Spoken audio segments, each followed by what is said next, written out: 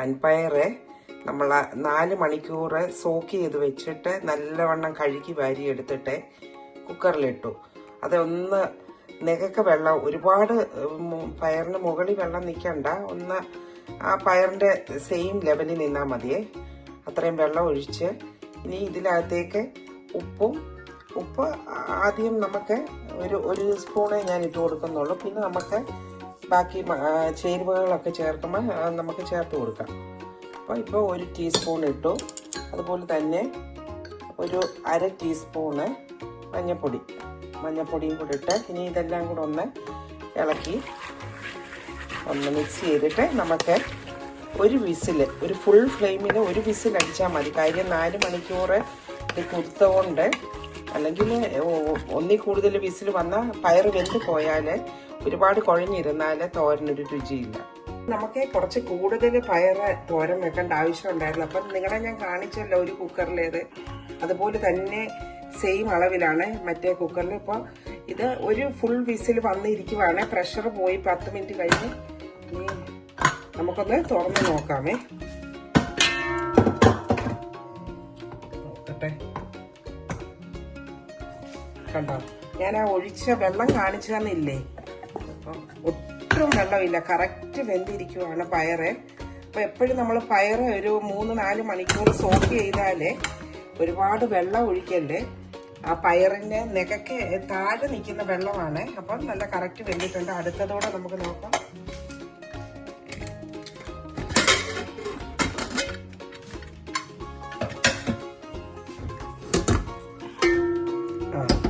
അതേപോലെ തന്നെ നല്ല കറക്റ്റായിട്ട് കറക്റ്റ് അളവില് പയറെന്നാൽ നല്ലവണ്ണം വെന്തിട്ട് കൊണ്ടത്, നല്ലവണ്ണം വെന്തിട്ടുണ്ട്. ഒട്ടും വെള്ളമൊന്നും കൂടുതലില്ല. ഒരു ചെറിയ നനവിൽ എന്നാലേ ഇരിക്കുകയും വേണം, എന്നാലേ അത് തോരൻ വെക്കുമ്പോൾ നല്ല ടേസ്റ്റായിട്ട് വരത്തുള്ളൂ. അതുപോലെ തന്നെ അരപ്പിന് വേണ്ടി ഞാൻ കുറച്ച് ഒരു 4-5 ചുവന്നുള്ളിയും 1/2 ടീസ്പൂണ് ജീരകവും ഒരു 4-5 കാന്താരി എൻ്റെ അടുത്തുണ്ടായിരുന്നു. നിങ്ങളുടെ അടുത്ത് കാന്താരി ഇല്ലെങ്കിൽ ഒരു 3 പച്ചമുളക്, അതും കുറച്ച് കറിവേപ്പിലയും കൂടെ നല്ലവണ്ണം ചതച്ചെടുത്തിട്ട് ബാക്കി ഇത് 1.5 മുറി തേങ്ങയുണ്ട്, ഇത് തിരുമ്മി എടുത്ത് വെച്ചേക്കുവാണ്. അതുപോലെ തന്നെ കുറച്ച് ചുവന്നുള്ളി തന്നെ ചതച്ചെടുത്തിട്ടുണ്ട്. അതും ഇത് കടുക് പൊട്ടിച്ചിട്ടിടാനുള്ള മുളക്, ഇത് മുഴുവനോടെയുള്ള മുളക് ഞാനൊരു 6-7 മുളക് അത് മുറിച്ച് വെച്ചേക്കുവാണ്. അതുപോലെ ആദ്യം കടുക് പൊട്ടിച്ചിട്ടിടാനുള്ള ഒരു 5-6 ചുവന്നുള്ളി അരിഞ്ഞ് വെച്ചേക്കുക. ഇതിലേക്ക് നമുക്ക് മെയിനായിട്ട് വേണ്ടിയത് പയറല്ലേ, പയറിന് എപ്പോഴും വെളുത്തുള്ളി വേണം. ഇത് ഒരു 10 അല്ലി വെളുത്തുള്ളി. ഇത് പയർ കൂടുതലുണ്ടല്ലോ, ഇത് ഒരു 1.5 കിലോയോളം പയറുണ്ട്, അതുകൊണ്ട് അതിനു വേണ്ടി ഒരു 10 വെളുത്തുള്ളി നല്ലവണ്ണം ചതച്ചെടുത്ത് വെച്ചേക്കുവാണ്. ഇനി ഇതിൻ്റെ കൂടെ നമ്മൾ ചേർക്കുന്നത് ഇത് 1 സ്പൂണ് മുളക് പൊടിയാണ്. ഇത് എരിവില്ലാത്ത മുളക് പൊടിയാണ്. കാര്യം ഞാനൊരു 5-6 കാന്താരി ചതച്ചെടുത്തല്ലോ. ഇനി നമുക്ക് വെളിച്ചെണ്ണയിലാണ് തയ്യാറാക്കുന്നത്. ഇപ്പം നല്ല വലിപ്പമുള്ള ഒരു പാത്രമാണ് വെച്ചേക്കുന്നത്. കാര്യം പയർ കൂടുതലുള്ളതുകൊണ്ട് ഇതിലേക്ക് 2 സ്പൂണ് വെളിച്ചെണ്ണയിലാണ് നമ്മൾ ഇത് തയ്യാറാക്കുന്നത് പയറ്. അപ്പം ഇതിലേക്ക് നമുക്ക് വെളിച്ചെണ്ണ ചൂടാകുമ്പോൾ കടുക് ഇട്ട് കൊടുക്കണേ. ഇപ്പം ഫുൾ ഫ്ലെയിമിൽ അധികരിക്കുന്നത് കടുക് ഇട്ട് കൊടുത്തു. കടുക് ഒന്ന് പൊട്ടി തുടങ്ങുമ്പോൾ തന്നെ നമുക്ക് അതിൻ്റെ കൂടെ അടുത്തതായിട്ട് വേണ്ടിയത് ആ അരിഞ്ഞു വെച്ചിരിക്കുന്ന ഉള്ളി ഇട്ട് കൊടുക്കാം. ആ ഉള്ളിയോടൊപ്പം തന്നെ നമുക്ക് കുറച്ച് കറിവേപ്പില നാട്ടിൽ നിന്ന് കൊണ്ടുവന്ന ഉള്ളതുകൊണ്ട് ഭാരി വിതറുക, ഇഷ്ടം പോലെ ലാവിഷ്. നിങ്ങൾ കറിവേപ്പിലൊക്കെ നല്ലവണ്ണം പയറുതോരൻ വെക്കുമ്പോൾ ഇട്ട് കൊടുക്കണം, അപ്പോൾ നല്ല രുചിയാണ്. അപ്പം ആ മുളകെല്ലാം കൂടി ഇട്ടു. ഇനി ഒന്ന് ഇളക്കി കൊടുക്കാമേ.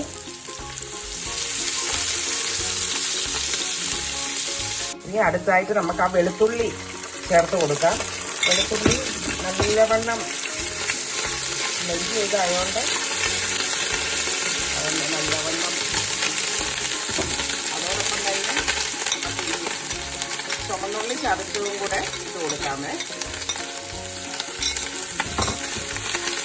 ചുവന്നുള്ളിയൊക്കെ നല്ലവണ്ണം ചേർക്കുമ്പോഴേ ഈ പയറിന് നല്ല ടേസ്റ്റാണ്.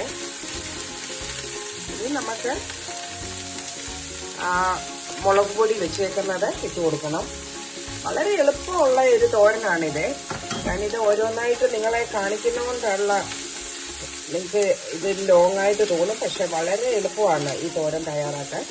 ആ മുളക് പൊടിയുടെ പച്ചമണം മാറിക്കഴിയുമ്പോൾ ഇനി നമുക്ക് ബാക്കി അരപ്പുകൾ ചേർക്കാം. ഇനി നമ്മൾ ആ ചതച്ച് വെച്ചില്ലേ ഞാൻ ആ കാന്താരിയും കുറച്ച് ജീരകപ്പൊടിയും എല്ലാം കൂടെ അതൊന്ന് ഇട്ട് കൊടുത്ത് ഇനി ബാക്കി തേങ്ങ ആവശ്യത്തിന് ചേർത്ത് കൊടുക്കണം. അപ്പോഴാണ് ആ തോരന് നല്ല ടേസ്റ്റ് വരുന്നത്. ഇനി ഇതെല്ലാം കൂടെ ഒന്ന് മിക്സ് ചെയ്ത് ആ തേങ്ങയുടെ പച്ചമണമൊക്കെ ഒന്ന് അരപ്പിൻ്റെയും കൂടെ അരപ്പുമായിട്ട് നല്ലവണ്ണം യോജിച്ച് കഴിയുമ്പോൾ നമുക്ക് പയർ ചേർത്ത് കൊടുത്ത് ഇളക്കിയെടുക്കാം. അത്രേ ഉള്ളൂ, തോരൻ റെഡിയാവും. ഇനി ഇതിൻ്റെ കൂടെ പയറിട്ട് കഴിയുമ്പോൾ പയറിനകത്ത് നമ്മൾ ഉപ്പും ഇച്ചിരി മഞ്ഞൾപ്പൊടിയും കൂടെ ഇട്ടാണല്ലോ വേവിച്ചത്. ഇനിയും നമ്മൾ ഈ അരപ്പിലേക്ക് വേണ്ടിയ ഒരു കുറച്ച് ഉപ്പ് ചേർത്ത് കൊടുക്കാമേ. ഞാനൊരു 3/4 ടീസ്പൂണേ ഇപ്പം ചേർക്കുന്നുള്ളൂ. നമുക്ക് പിന്നെ വേണമെങ്കിൽ ചേർത്ത് കൊടുക്കാമല്ലോ. ഉപ്പ് എപ്പോഴും നമ്മൾ ആദ്യം ഇടുമ്പോൾ കുറച്ചേ ഇടാവൂ, കൂടിപ്പോയാൽ നമുക്ക് പാടല്ലേ അത്, പിന്നെ അത് കുറച്ചെടുക്കാൻ. അതുകൊണ്ട് ഉപ്പിൻ്റെ അളവൊക്കെ നോക്കി ചെയ്യുക. ഇനിയിപ്പം ഇത് നല്ലൊരു മണമാണ് ഈ അരപ്പിനെല്ലാം. ഇപ്പം നല്ല വെളിച്ചെണ്ണ മൂത്ത് വന്നപ്പോൾ ഇനി നമുക്ക് ഇതിലേക്ക് പയർ ചേർത്ത് കൊടുക്കാം.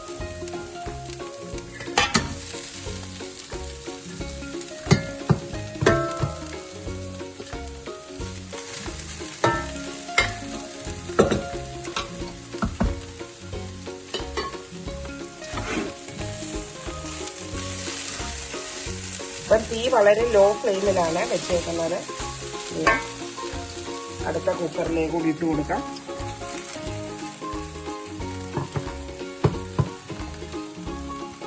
പയറെല്ലാം കൂടെ ഒന്ന് ഇളക്കി കഴിഞ്ഞിട്ട് നമുക്ക് ഉപ്പ് വേണമെങ്കിൽ ഉപ്പൊക്കെ പാകത്തിന് ചേർത്ത് കൊടുത്ത് പിന്നെ ഒരു 2 മിനിറ്റ് ഇത് അടച്ചു വെക്കണേ.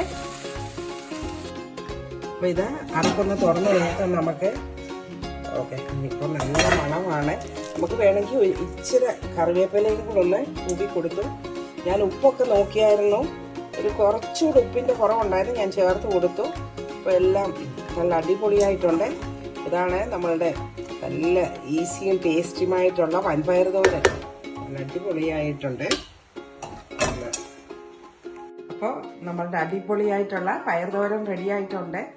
ഞാൻ ടേസ്റ്റ് ചെയ്ത് നോക്കി, നല്ല ടേസ്റ്റ് ഉണ്ട്.